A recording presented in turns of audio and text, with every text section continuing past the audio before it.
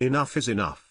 Charles Bistoff calling lawyer Suhas has used Queen speech in Netflix series.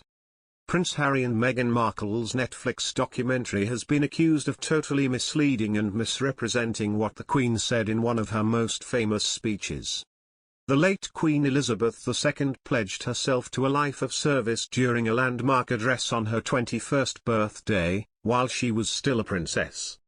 In Cape Town, South Africa, on April 21, 1947, she said, "I declare before you all that my whole life, whether it be long or short, shall be devoted to your service and the service of our great imperial family to which we all belong." However, in the third episode of Part 1 of Harry and Meghan, the speech is quoted without the section where she says your service. Newsweek understands Harry and Meghan were not themselves involved in editing the documentary, which was directed by Liz Garbus. Dickie Arbiter, the Queen's former spokesman, told Newsweek, "So they've edited it. It's totally misleading and misrepresenting what the Queen said as Princess Elizabeth on the 21st of April 1947. My guess is had she been alive they wouldn't have done it. This is a duplicitous way of authoring history." It is not clear why the Queen's words were edited, but the segment comes during discussions of the transition from the days of the British Empire to the Commonwealth, a voluntary partnership between 56 nations, including Britain, which had the Queen as its head. The documentary then shows more recent footage of the Queen saying, "The Commonwealth will continue to offer stability and continuity for future generations."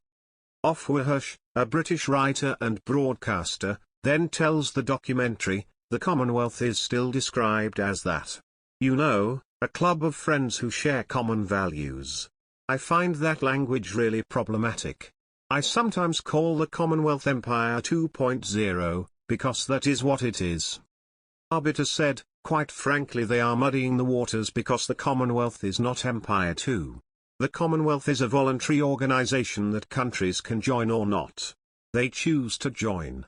In fact there are countries, 4 of them so far, who joined the Commonwealth who had nothing to do with the United Kingdom."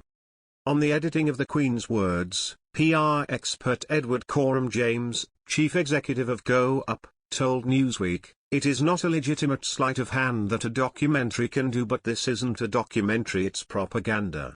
In the wake of the Netflix docuseries, King Charles could strip Meghan and Harry of their Duchess and Duke titles. Will he? Even though Netflix has been cancelling some of its best scripted material, Harry and Meghan is an eye-popping docuseries. One with international implications. That, at least, remains ongoing. As the royal family and their sycophantic followers brace themselves for what Thursday's second installment will bring, some wonder. King Charles has the power to strip both Harry and Meghan of their Sussex titles.